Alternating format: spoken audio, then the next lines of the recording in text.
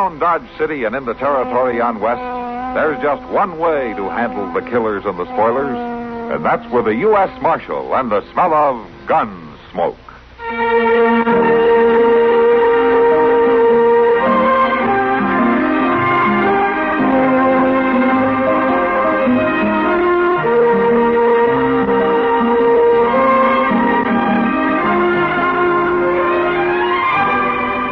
Gunsmoke, starring William Conrad, the story of the violence that moved west with young America, and the story of a man who moved with it. I'm that man, Matt Dillon, United States Marshal. The first man they look for and the last they want to meet. It's a chancy job, and it makes a man watchful and a little lonely.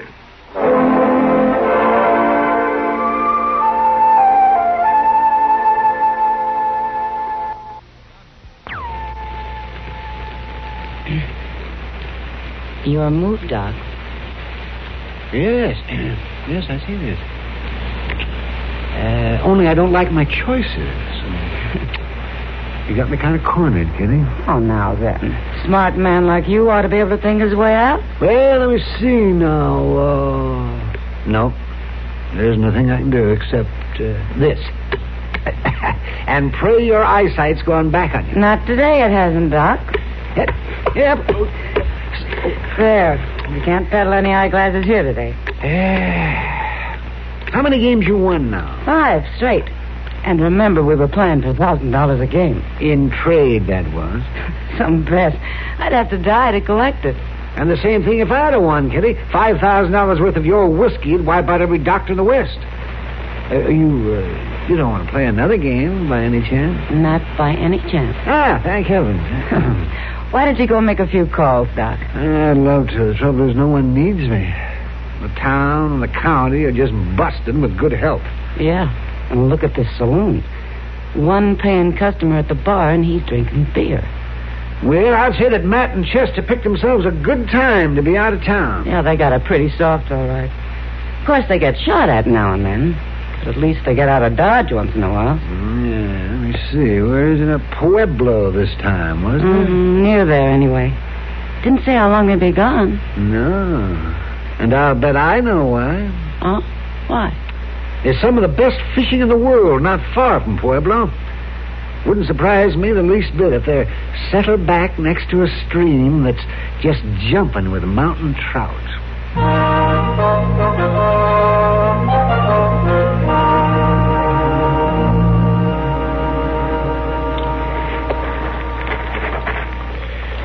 How's your leg feel?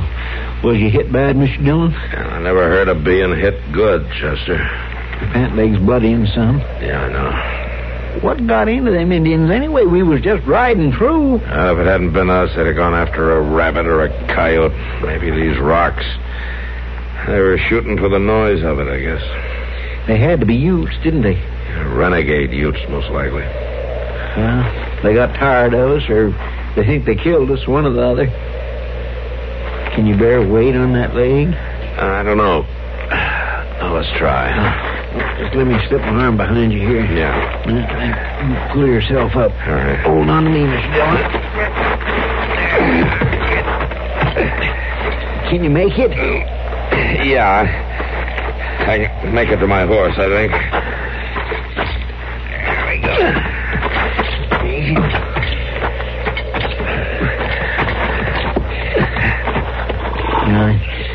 You better rest some before I try to mount. No, let's get it over with, Chester.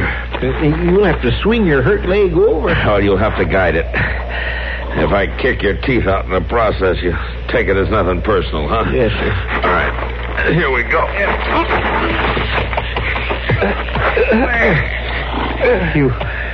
You all right, Mr. Dillon?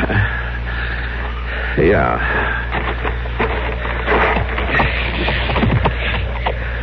I could strap you in your saddle. No, there's no need. All right, let's go.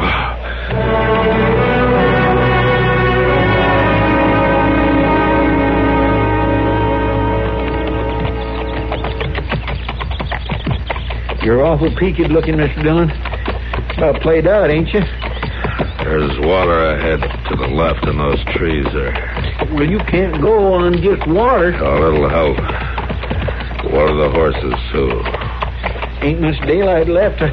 I'd nighty we'd find a settler and get you bedded down for the night. It's Ute country, Chester. They've rotted out most of the settlers. In through those trees now. Yeah, there's good grass by the stream.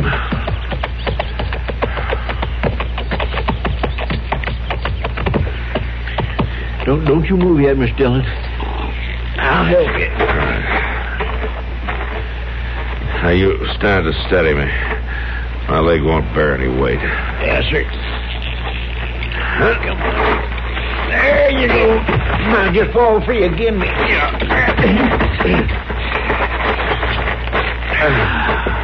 Now, you just stretch out there.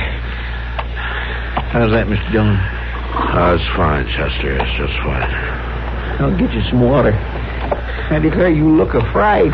What? I just need to catch my breath. Just rest a little bit. I sure do wish I could make you comfortable in a bed with some warm food, you know. I know. You just mind the horses, huh? Yes, sir.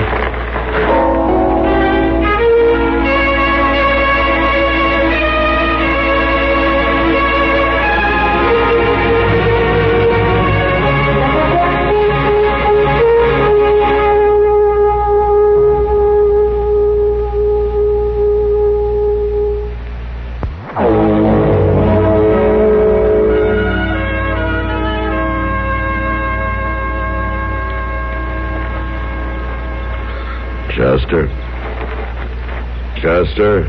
Oh, you waiting, Mr. Dillon? Yeah. I shouldn't have gone to sleep, I guess. You didn't have no choice. Once you swallowed that cool water, you were just plumb... What is that? What is that, horses?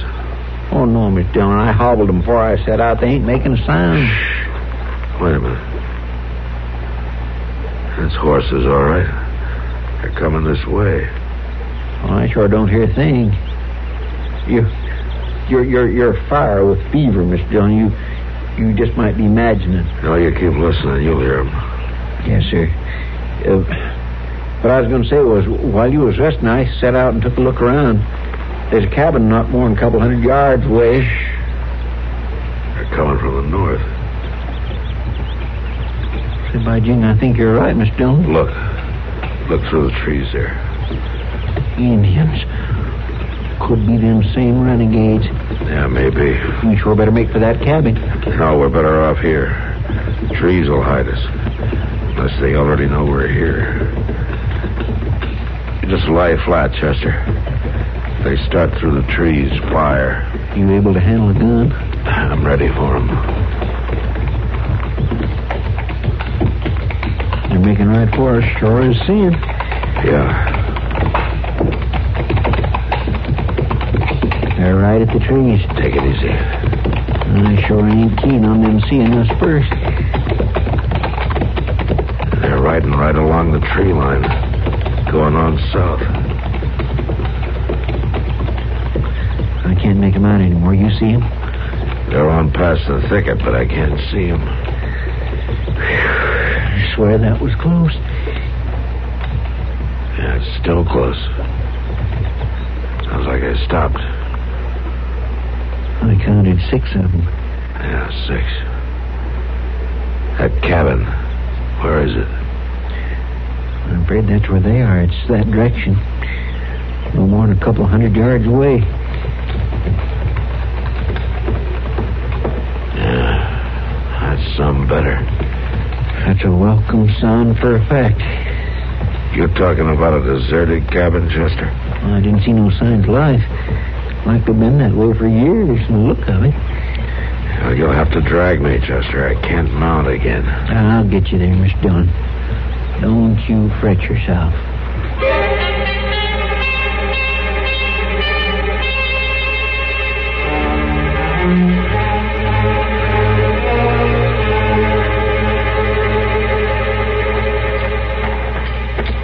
All right, ain't more than about 10 steps. You can make it, Miss Dillon. I don't know, Chester. Come on, now, you just lean heavy on me. You'll make out fine. You come no closer. Well, ma'am, you can just put that shotgun away right now. I'll judge about the shooting. What ails him? Oh, he's shot and weak. Ma'am, I gotta put him down inside. I never laid eyes on you before. No, ma'am, we're clean from Dodge City. Chester. Mr. Dillon. You all right, Mr. Dillon? Mr. Dillon?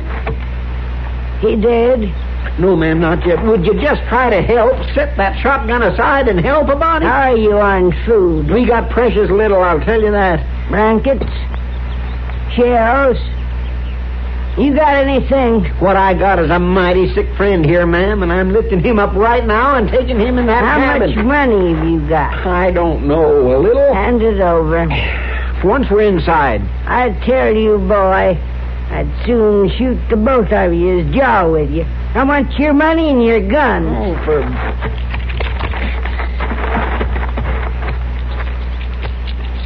There. Now then. His money, too. Oh, my goodness. Here. I'm bringing him inside now. Well, all right. But for this little bit of money, he ain't gonna be there long.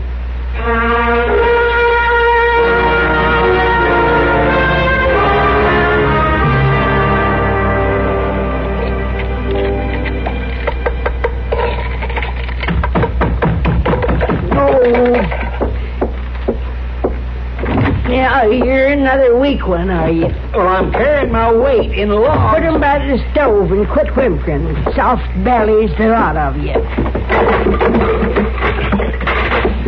How is he? Ask him. He's only making out he's sleeping. Miss Dillon? You can't fool her, Chester. Don't try. You sure did give me a fright. I wasn't sure you was going to make it. I'm all right. She get the bullet out? Yeah. Half of my leg, I think. Yeah, I've seen new cubs with tougher hides. You told me you knew what you was about. Now, you mind your tongue. I'm no mind to hear you, Beller. No cause to go at her, Chester. She did all right. Well, she took everything we had, Mr. Dillon. Our guns, bullets, money. I never seen her like. You'd best quiet him. I buried 4 husbands, 20 children. A couple of strangers don't faze me. You better get some sleep, Chester. She says you watched over me all night. Well, now, if you need me, Mr. Dillon... No, I'm fine. You go on now. You go to sleep, huh? Yes, sir. 4 husbands, ma'am? 4. I outlived them. But they was men.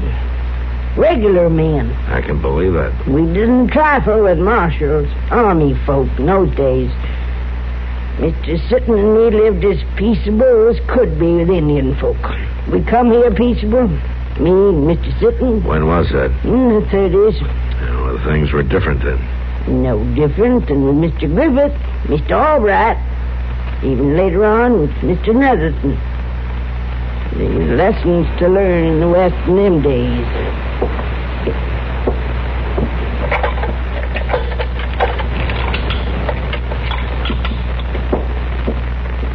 Eat the porridge. Oh. Much obliged, ma'am. Nettie. How's that? Nettie, I say. Nettie, Sitton. I go by that. I can't abide being called ma'am. No. I lean toward Nettie. Nettie? Nettie. You live alone in the middle of Ute country. How do you manage? Well, I come by your guns and such little money you had. Sometimes it's food, sometimes rolls. I take what I can get.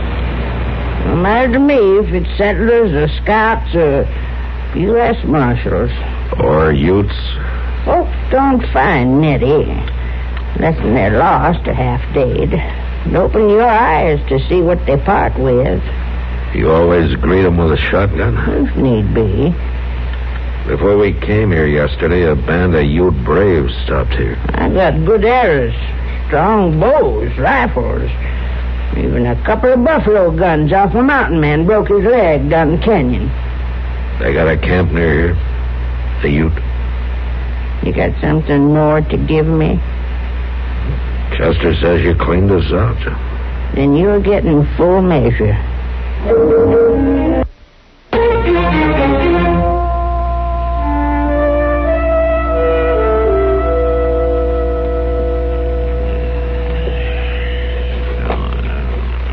Hey, no, here. What's that? Here now, you can't have my ring. Oh, I ain't had it pretty for a spell. That's a fact. How about that ring myself in St. Louis? Man's not safe sleeping here. It'll fit just fine once I wrap some twine around it. Body's fingers thin with age. I declare, next thing I know, you'll be picking my bones. Mind your tongue. Give him his ring back, Nettie. Oh, not likely, no. Dillon, what says you can't hit an old woman when she's so mean and contrary? For one thing, her shotgun. I'd as soon use it as have a ruckus with you. You take his ring. You give us something, Nettie. Oh, I do admire her pretty. I clean forgot the bright feeling they give you. Our guns for the ring, Nettie. That's fair. I come by your horses down by the creek this morning. They're grazing on my grass and swilling my water. The prettiest to pay for that. Mr. Dillon, I better go see to them horses. You'll stay where they're sick and ailing. I'll see to the horses. You saying he can't leave the cabin? Not alive, he can't. Well, you doggone She me. means it, Chester. I do that. Now, I've got tending to do outside. No need peering around for your guns whilst I'm gone. You won't find them. Mr. Dillon, we have got to get out of here. Yeah, we need horses to do it. Come here. Now, steady me. You ain't fit stands yet. You stand steady. There. Now, we'll have to crawl once we're outside anyway. I can manage to the door. Like as not, she's just crouched out there waiting for us. Well, it's worth a chance. We might not get another one. All right. Get on your belly. Move small through the brush toward the stream. Can you see her? No, can't. The stream. How far is it? A good 100 yards. Maybe more. I don't see the horses. I don't either. Oh, flatten, Chester. It's Ute. Well, she's talking to them Indians. We're going to have to go back, Chester. To the cabin? With our guns or horses, we're no good out here. Come on.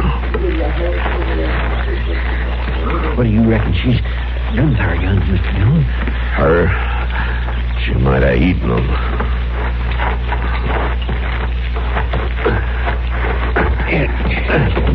Here, I'm steady after the walk.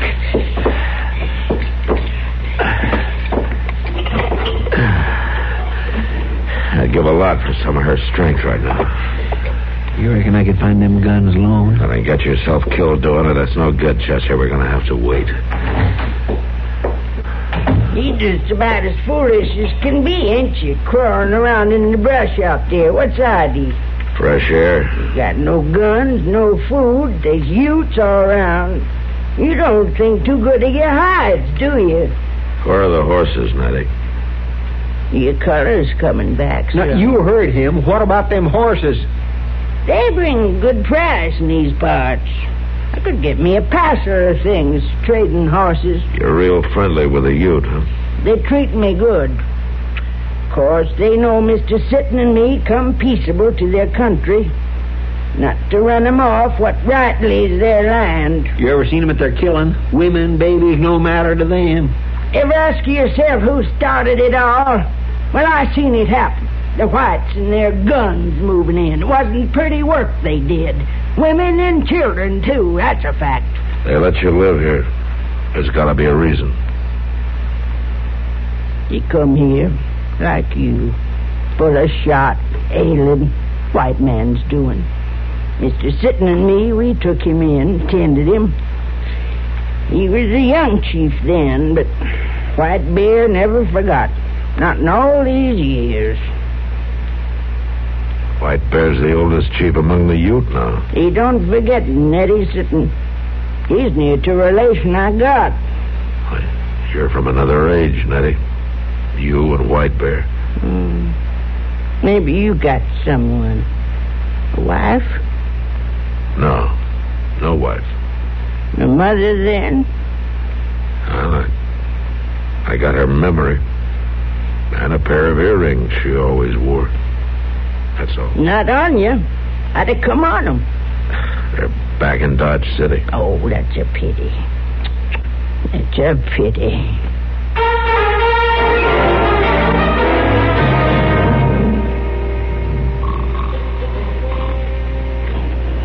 You think you can get the guns without waking her? Well, I can't make out good with no light. But I can find an old woman in the dark. Not long till sunup. This may be our last chance. Take it easy.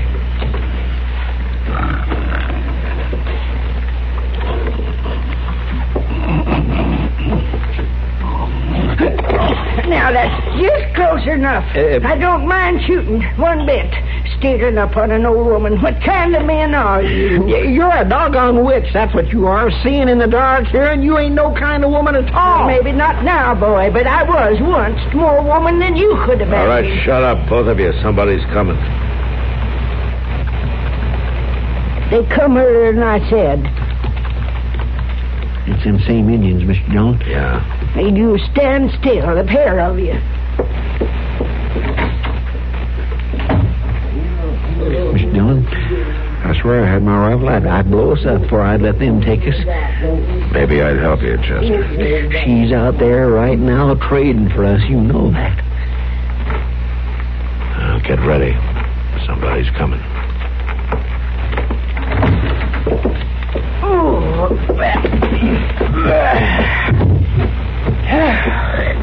Now, that cut of beef will last me a good long time. It was a gift from my friend, White Bear. For us? Oh, now then. You're worth a sight more than that. Mr. Dillon, they're riding off. You're sparing us, Nettie. Why? Sparing you? You didn't tell them about us. You didn't ask. How come you're acting human so sudden like after near scaring us to death? I ain't gonna miss this boy. That's the truth of it. He's one ballin' big mouth. We'll be glad to get out of your way and trade for guns, our horses, and a cut of your new beef. I've been thinking about them earbobs. And I've been thinking about our guns. Under my bed. There's 2 horses saddled at the spring. Now, them earbobs... They're in a strong box in Dodge City. You mean to ride back with us? I wouldn't be seen in daylight with you. Yeah. Well, I might get back this way someday. If I do, I'll bring them to you. For these old ears? Here. Here, boy. Take your ring. Pretties ain't for me. Not anymore. I'll take it. I declare I don't understand you at all. You just beat the Dutch. That's what you do. If you was regular men, you'd find yourself a woman. Pretties don't belong on a man's hand. There ain't no strong box. Us women folk gives us that bright feeling. Having a pretty.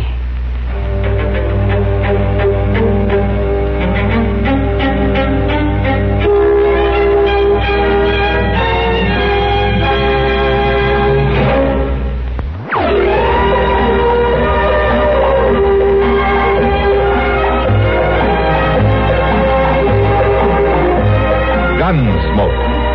Produced and directed in Hollywood by Norman MacDonnell, stars William Conrad as Matt Dillon, U.S. Marshal. The story was specially written for Gunsmoke by Kathleen Height, with editorial supervision by John Meston. Featured in the cast was Virginia Gregg. Parley Baer is Chester, Howard McNear is Doc, and Georgia Ellis is Kitty. And now here's a special word from our star. This is William Conrad.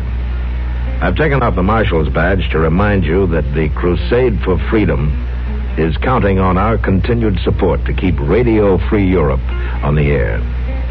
I might just mention over 90% of the refugees escaping Iron Curtain countries report that they were Radio Free Europe listeners. That means we're getting the truth through the jamming and past the propaganda barrage.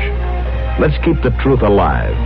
Keep faith with more than 76 million people who can rely on us for it. Send what you can now to the Crusade for Freedom, care of your post office. This is George Walsh inviting you to join us again next week when CBS Radio presents another story on Gunsmoke.